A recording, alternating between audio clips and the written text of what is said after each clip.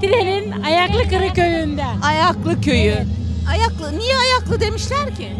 Vallahi ben de bilmiyorum orası. Soruyu sorma. Eskiden mi koymuşlar adını? Evet, Eski eskiden. adı Ayaklı. Evet. Şimdi de Demek ki birbirinin ayağını kırmışlar galiba da ondan. İnşallah öyle olmamıştır. Senin adın ne? Neriman Kamalı. Keriman. Evet. Ne güzelmiş ismin. Herhalde. Seviyor musun sen de ismini? Tabii seviyorum. Şölenimize Ahmetli'ye hoş geldiniz ablacığım. Bulduk. Nasıl buldun, beğendin mi şölenimizi? Çok beğendim. İlk kez görüyorum. Çok beğendim. Güzelmiş.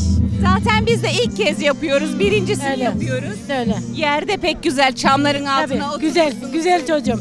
Çocuklar da görürse beni daha güzel olabilir. Neredeler? Nereden görecekler seni? Ay, biri Tire'de, biri Ayrancılar'da. Çok Ben de uzak gezmiyorum. değilmiş. He? Çok Yok uzak uzak değil de. Ne bileyim şok olurlar beni böyle görünce. Hadi bir görenlere, görmeyenlere el sallayalım mı? Sallayalım.